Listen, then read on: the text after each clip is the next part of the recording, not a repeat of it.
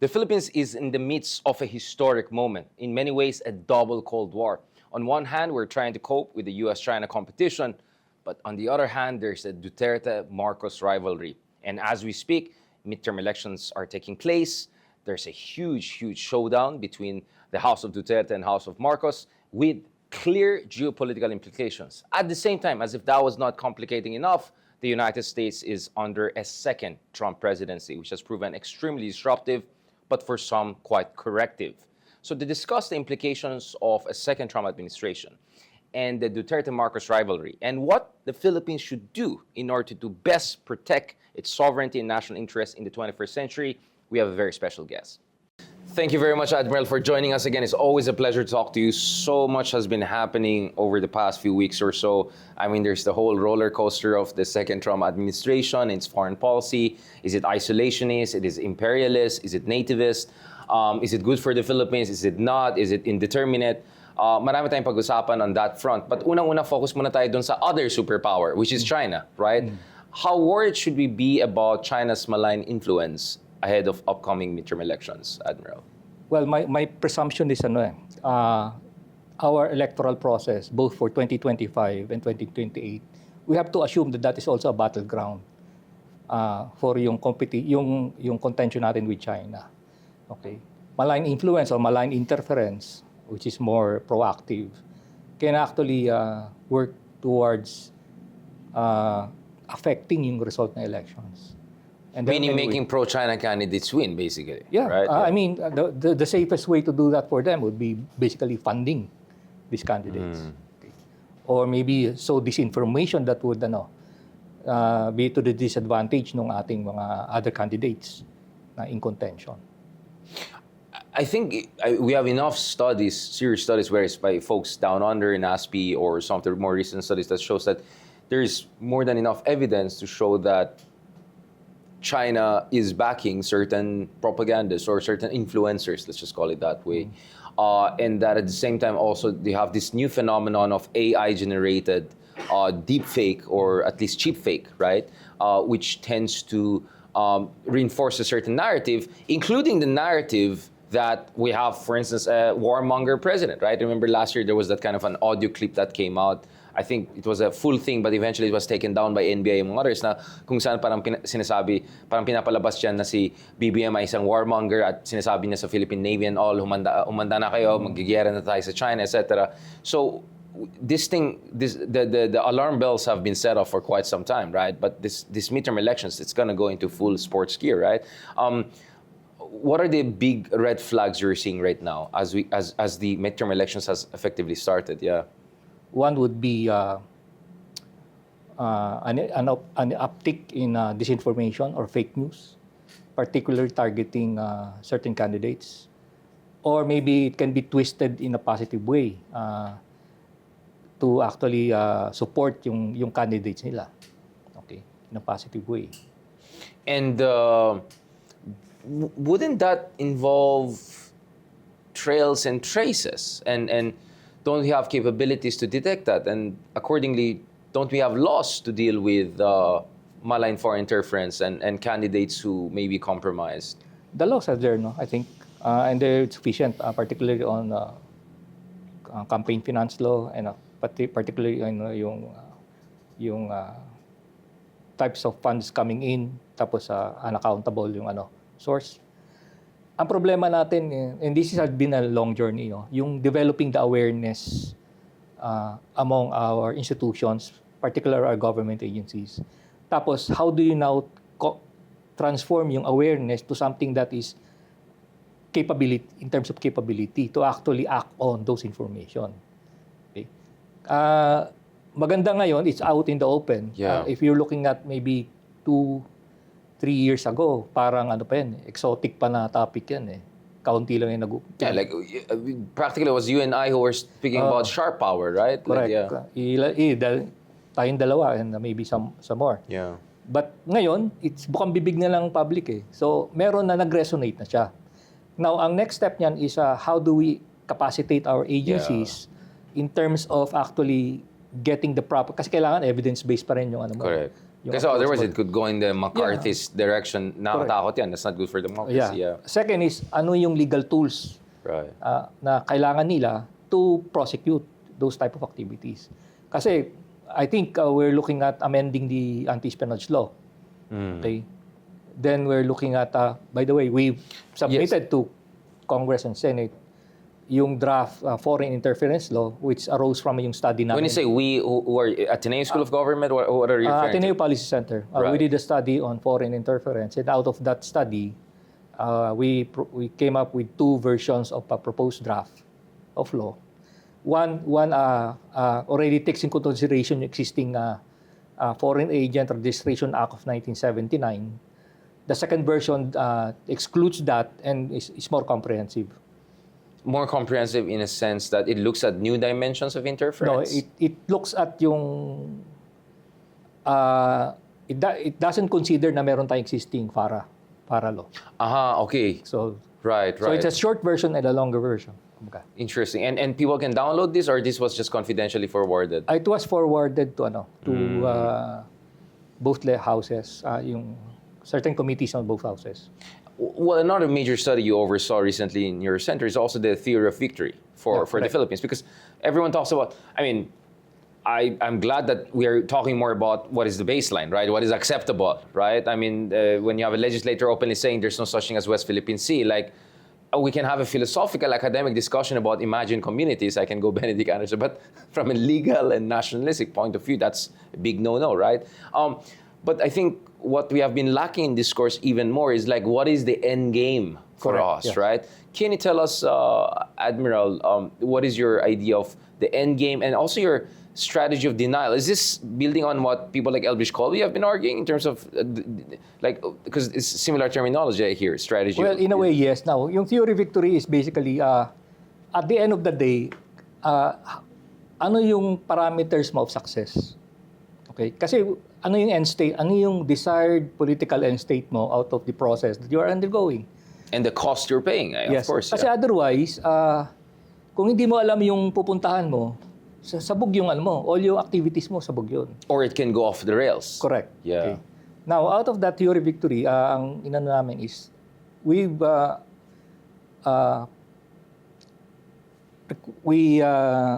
required two components. Okay.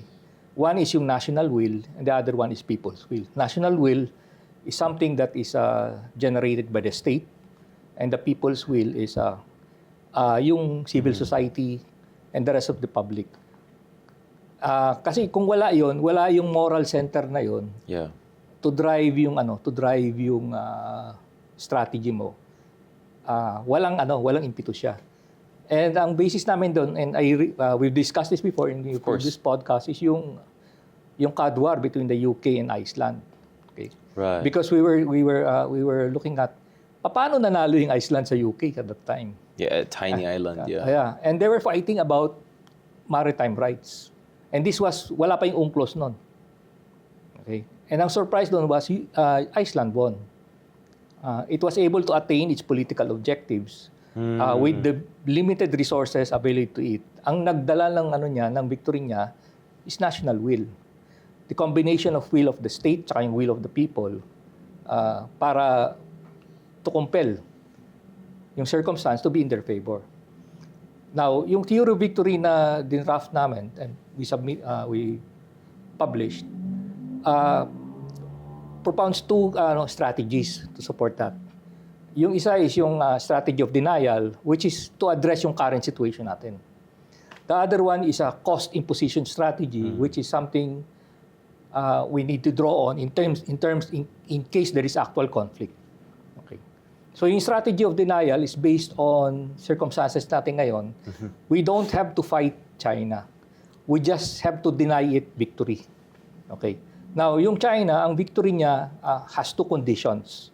Number one is if it is able to successfully divide an alliance like ASEAN, Drive the wedge. Yeah. drive a wedge between the Philippines and the US, or drive a wedge between all the political actors in the Philippines, or drive a wedge within the Philippine government, that's already a victory condition for them.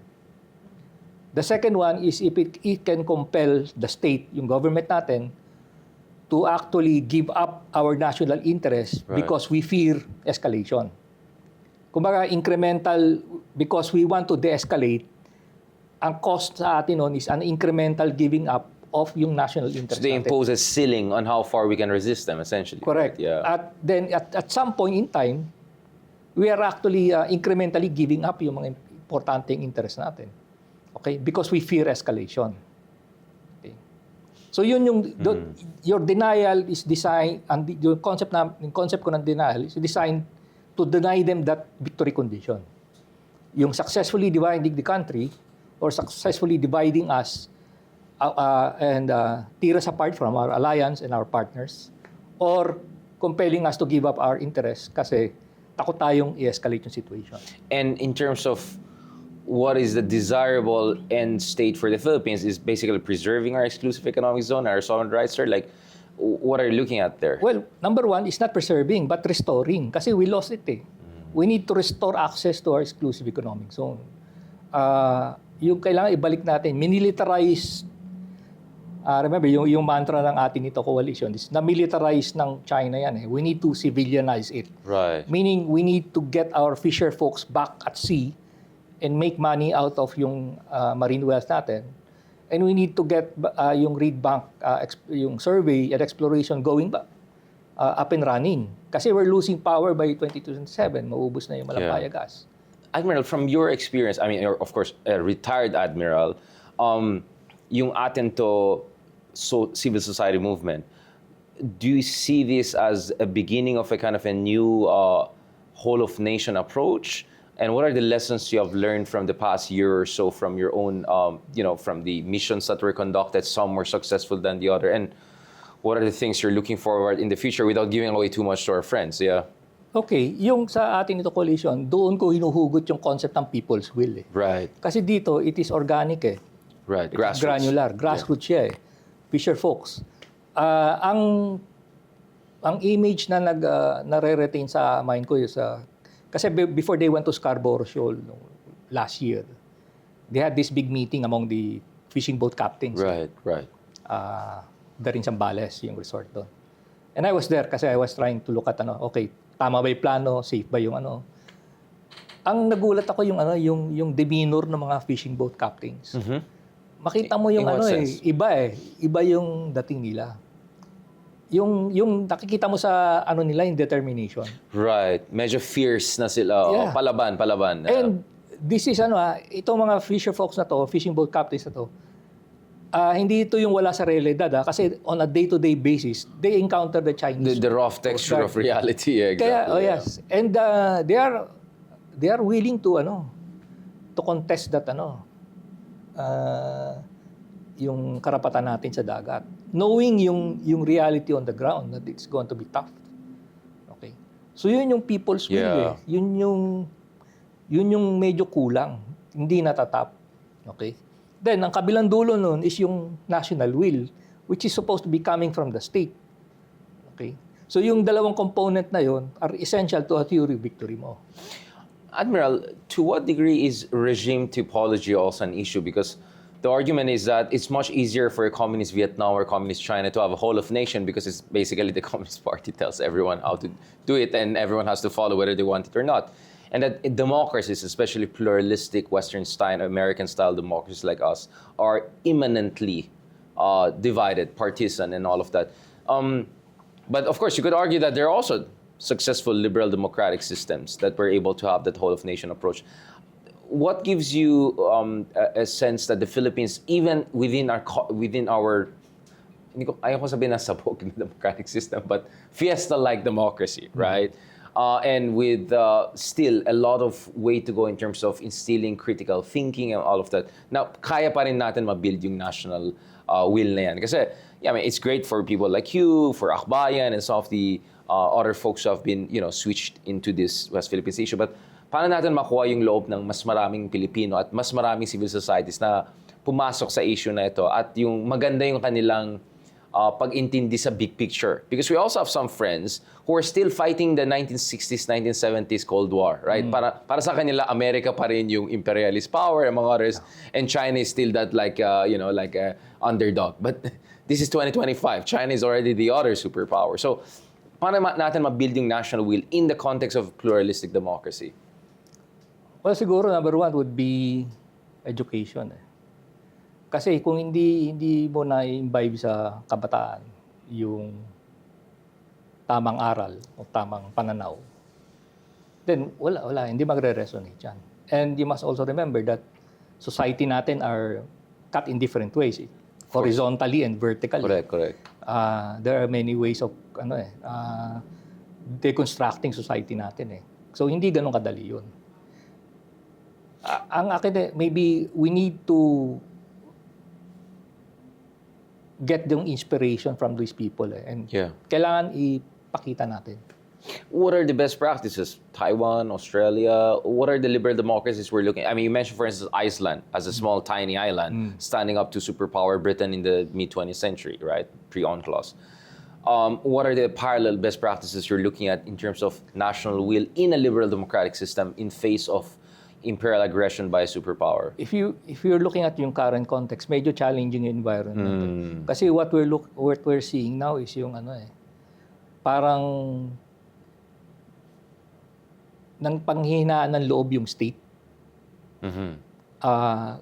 Whether it is an internal issue or because of yung effectiveness ng diffidence, that's your concern. Yeah, yung effectiveness ng Chinese malign influence or interference. It's either way. Correct. And we've seen that in other countries na more progressive than ours. Napaghinaan ng loob. Just look at ASEAN. Correct. Totally disconnected na yung political elite dun sa general population. Right. On the China question. I mean, I was in an ASEAN event earlier this year in Malaysia, and it was a 2-day event, not a single criticism of China. I mean, if you were in that event, you would think China is it's an angel, it's like a mother of all beneficence and all of that. And I just found that, that's weird when at least one major founding member is being bullied on a daily basis. And this is not only happening in Asia, no? Pati sa Europe. Of course. Yeah. Eastern Europe, particularly, a lot of them are very sympathetic. Going back to this, Admiral, you talked about education. Well, let's talk about the former education secretary, right? Sara Duterte. There are competing schools of thought. Some people are saying that, you may not be fan of the Marcos Jr. administration, but at least on the question of sovereignty and West Philippine Sea, he's on the right track. So clearly, ito yung labanan ng Team Philippines, Team China. And then we have even some folks, I think even some of the liberal progressive candidates recently saying that, hindi, politika yan, wala tayong pakialam dyan. And then some are saying, resign all, lahat kayo. Para sa akin, parang, I'm not sure this is a healthy discourse because I think we should be clear there is threat and there are really candidates or officials, top officials, who at the very least are not critical enough of China, if not really amplifying the Chinese line. If not, let's call it for what it is, potentially acting as vortex of power or extension of Chinese influence in the Philippines. How do you see the impeachment issue? Because I know this is a domestic politics issue, but the impact is immense on our national security and national will and state will. It's not actually domestic, no. Unfortunately, yung situation with the vice president has both the domestic political aspect to it, but also the China. There's also a geopolitical aspect to it, no. Unfortunately, so not talking about the person, no, but rather yung disadvantages and the opportunities for China to come in. Right. Andun siya and the predilection of the family and the political affiliations, those affiliated with the family, the Dutertes, it is safe to say na masaya ang China pag they're restored back to power. So I think ang long game natin is how do we propose an alternative to a restoration of the Duterte family in power sa Pilipinas. Okay, yun yung challenge. Okay. And what about also making sure that some of the people aligned to the Dutertes are brought back into fold? I mean, I'll just call it out. For instance, Senator Tolentino, who's running now under the administration, he used to be, what, the Ronald Llamas of Duterte? I mean, he was the political affairs secretary, right? But in fairness to him, kudos to him, he's saying everything right on the West Philippine Sea issue. He's even part of the admin slate. Do you think that could be also a strategy, that you try to win over some of the candidates aligned to former president and try to make them much more mainstream? I don't want to use the word patriotic, but much more reasonable in terms of their approach to the West Philippine Sea issue. Siguro if we go back to kung sino yung the original one that was a pleasant surprise, would be the President Marcos. Oh yeah, of course. Diba? Siya. Which we discussed immediately. Diba? When we, in the during the 2022 campaign, he started off na basically Duterte line. Yeah, appeasement. Yeah.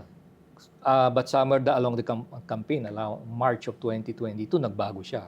Yung debates, especially. Yung the debate. Yeah. Okay, SMNI debate. So, personally, I was thinking, okay, kasi campaign period baka naman later on, balik na naman kung ano talaga yung ano. But ako ang read ko nun, alam niya panalo na siya Like, he doesn't need the Dutertes anymore kasi ang layo niya na sa surveys nung March. So maybe, whatever's the real cause ng change, no, it was a good turnaround. So, pleasant surprise, yeah. Who knows? Let's think positive. Baka sakali itong mga candidates na running under Dutertes for now. Maybe magkaroon ng change of heart. Ma-restore yung sense of patriotism nila na although they are affiliated with that Duterte family in terms of politics, baka magkaroon din sila ng redemption arc.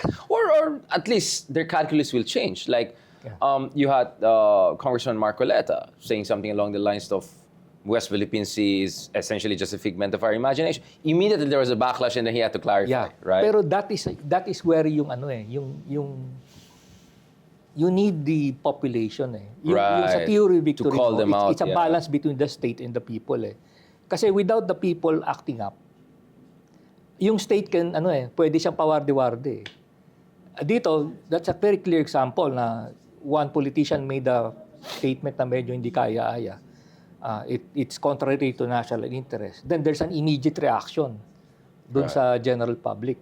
At tumatakbo siya and he doesn't want to lose more votes. Correct. Right, so exactly. nag-adjust siya. Right, okay, so now because you have a very, very vocal and very strong people's will, na-check niya ngayon yung state o yung government o yung politicians natin na kung medyo nalilihis ng landas, nagse-self-correct siya. Kasi they need to engage with yung general public Right. Kailangan na connected siya. So doon yung doon makita natin yung kung heavily engaged discerning yung populace mo, particularly on specific issue. And I know that for the West Philippine Sea, medyo high yung awareness rate ng natin ng general public So hindi ka pwedeng dito yung mga off the cuff remarks na na appeasement yung dating. Hindi lulusot yun. Particularly during election period. In fact, I think ang sinabi nga, for the first time, foreign policy is a major factor dito sa local elections natin this coming 2025 compared to our previous elections. Now let's transition to the other superpower, the United States and Donald Trump. I think all of us, or rather anyone who's paid attention to American politics closely, understands where this is coming from, right? There's this sense that, at least among ordinary Americans, a lot of them, there's a sense that the U.S. has been shouldering too much of the burden of running the world, right? That certain allies have been piggy riding on America. In the Ukraine conflict, like huge part of the defense spending and commitments, all from the United States, when in fact Ukraine is in Europe. Like you have wealthy countries like Germany and France and Netherlands and all there.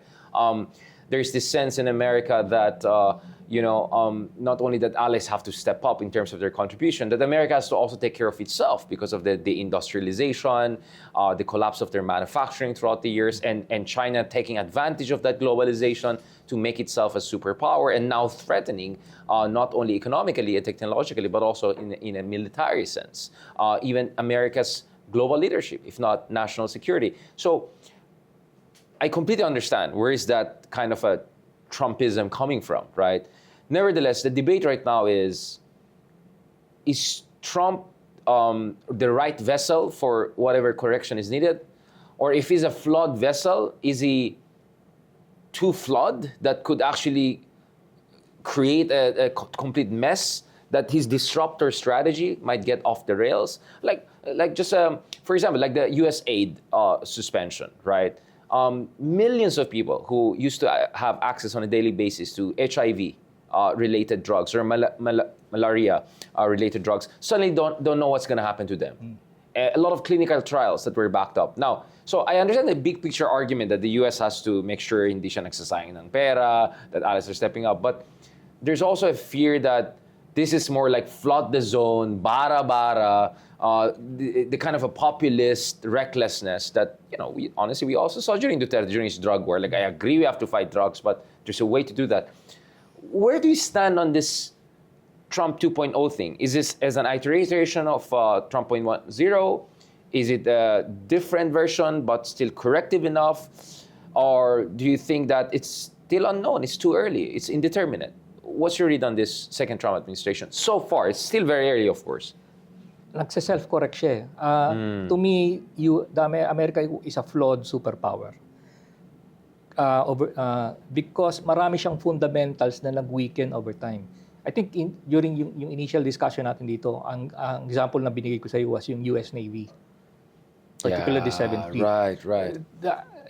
Kahit doon ka lang, makikita mo na yung pag-iwanan na sila. Symptom eh. Yeah. And it relates to yung sinabi mo, yung about yung problems niya in yung industry. Manufacturing. Okay. Yeah. And yung the fact na na-degrade yung capabilities ng US Navy, tapos umangat yung PLA Navy, ang impact niya rito, yung geopolitical impact niya rito, we now have a regional imbalance of naval power dito sa East Asia. In China's favor. In China's favor. Tapos you have the US or US Navy deployed everywhere. So overstretched. So yung disparity, yung numbers noon is aggravated by the fact na yung it is deployed everywhere while yung China is concentrated lang yung maritime forces dito sa East at South China Sea. Because China is a superpower with the regional focus, US is a superpower with the global focus. So now, the dispersion, yeah. You cannot correct, I don't think they can correct it in yung term lang yung second term lang ni Trump. Of course, it's not a 4-year thing. Yeah. Ganun kagrabe yung situation niya. So, imagine other aspects of American governance mechanisms that are also having similar or almost similar problems, no? And you mentioned US aid. Okay? So, kumbaga, they have this money, but it's being spent unwisely to ano. So, yung self-correction will be painful. I think it's also painful for the US, and it's painful for the rest of the world na naka-depend doon sa yung financial largesse coming from its use of soft power, like yung US aid. But kung titingnan natin yung tempo ni Trump tsaka ni Elon Musk. Yeah, because he's running the show in terms of cutting the fat from the bureaucracy, right? Yeah. Yung up-tempo nila is wala pa silang isang buwan sa in power, marami na silang na-disrupt eh. And legal cases. Yeah. So I think they are on a very high up-tempo timeline.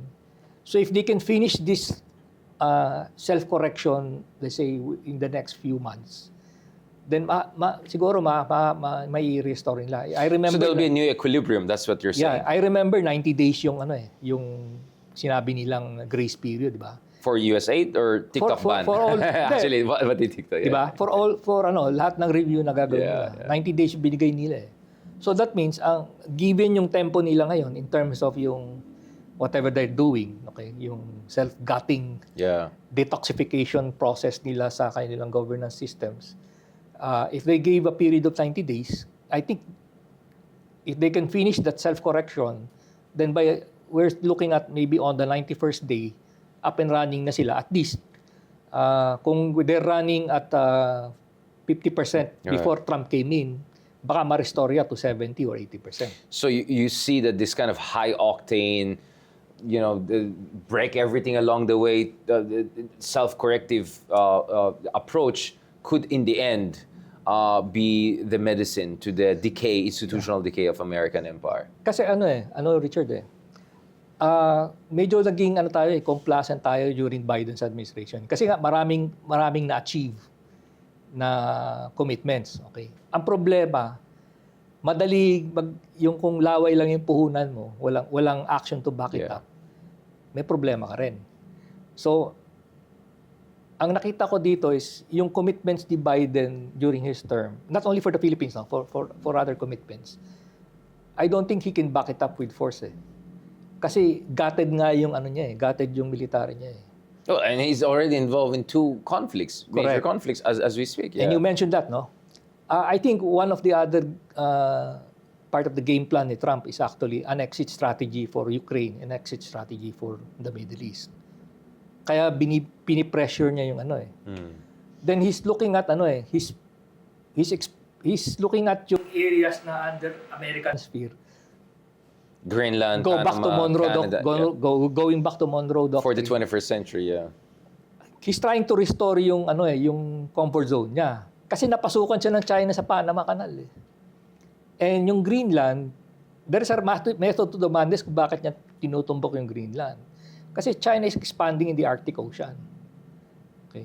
And Denmark is not in a position to counter China that. is already preparing or making moves, kumbaga laying the predicate to say na I am also an Arctic power. Okay.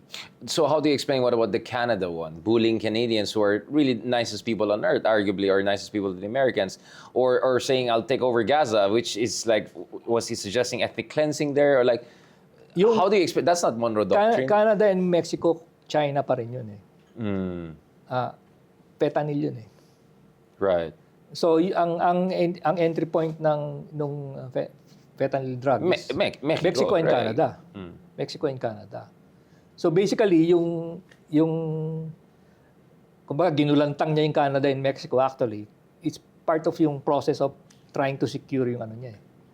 Wasn't there a more polite way of doing it without saying 25% tariffs that could slash 500,000 jobs in Canada or Montreal area, etc.? Well, parang shock and awe yan. You have to look at yung what will capture your interest. Kasi kung medyo diplomatic siya, medyo rin. If he wanted to disrupt and wanted to get an immediate reaction from yung target audience na, in this case, the Canadian Prime Minister. I'm all with the disruption thing, but the last time I heard shock and awe was the invasion of Iraq, and then there was horrible follow-through, right? Yeah. I mean, I'm all for taking out Saddam. I'm happy Saddam was gone. I know it was a questionable ground, but he was a horrible person, horrible regime. But the problem is, you have this tendency of some people coming in very strong shock and awe, and then walang follow-through. Are there any downside to this? Because I can see you're looking at the logic to the disruption, right? Method to the madness. But could the method end up in madness itself?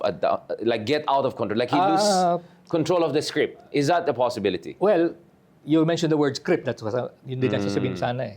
When you draft a script, dapat happy ending yung dulo. Meaning you have an end game that will try to reconcile all the side effects na nangyari nung nag-shock and awe ka. So I'm hoping na I'm looking at kasama sa game plan nila yon. What is your read of Elon Musk's running his own parallel diplomacy with the Iranians, with the Russians? He's very close to the Chinese. He has investments in China, huge investments. He tried to pull out SpaceX out of Taiwan. Isn't Elon Musk worrying? Potentially for us? I mean, if you're Russian or Iranian, perhaps it's good. I mean, he's someone you can deal with. And I actually support Elon Musk de-escalating tensions with some of these rival powers.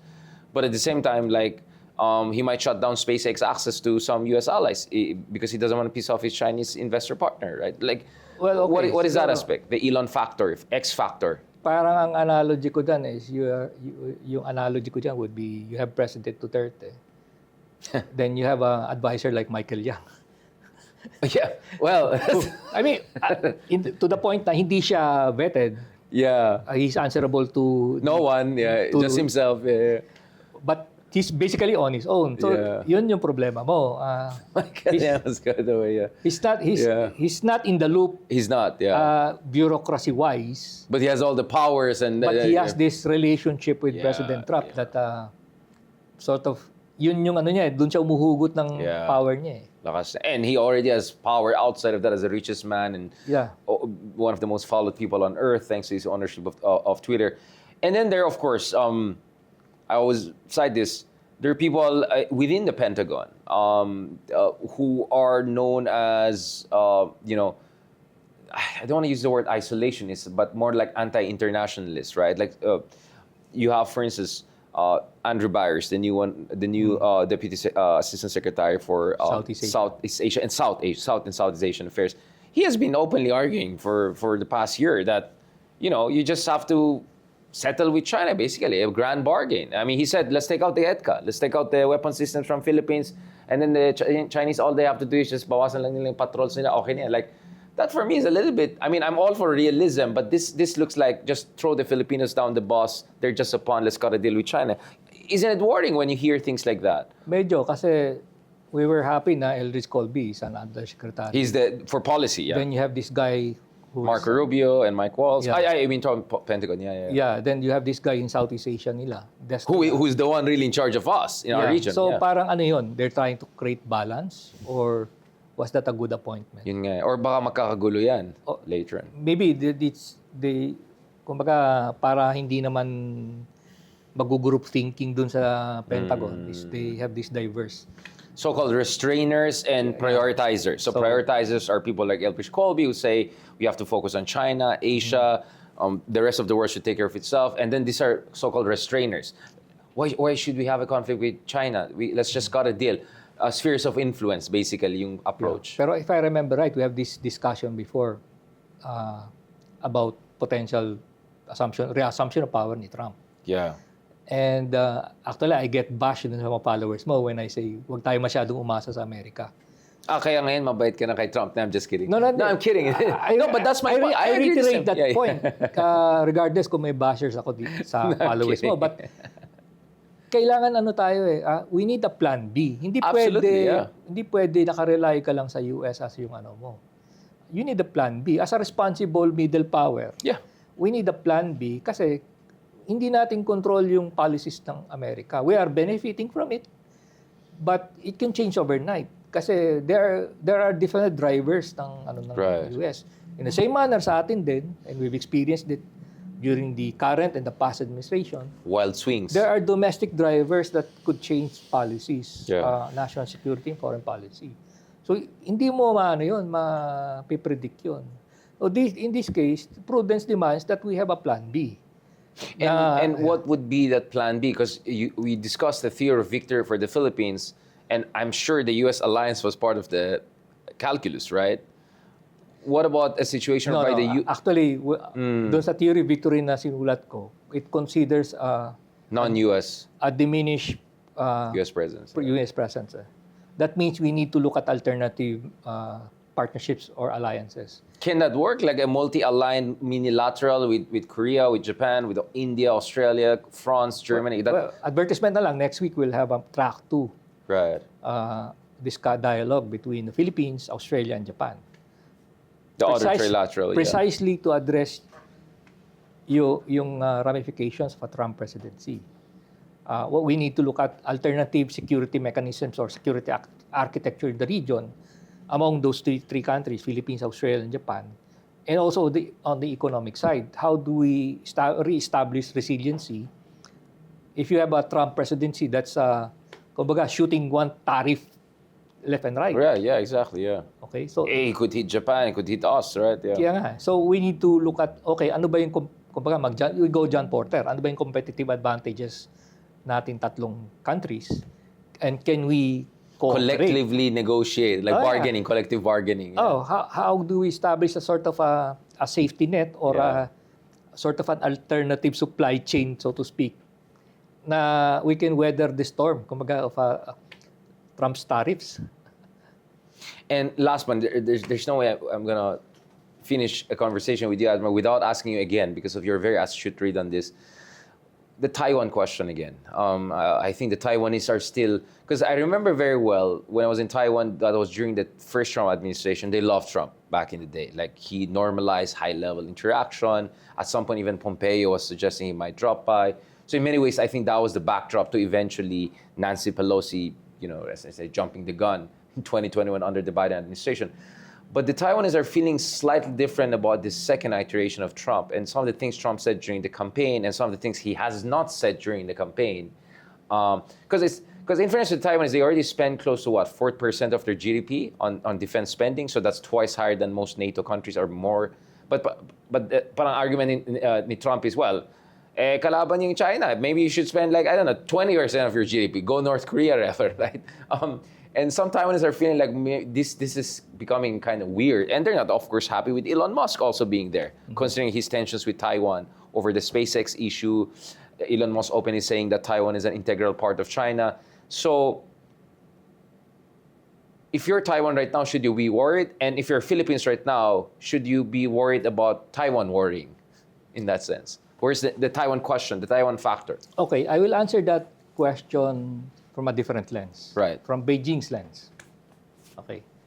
Kasi ang parang comfort zone natin sa thinking natin is we can sort of delineate what happens in Taiwan tapos hindi tayo affected.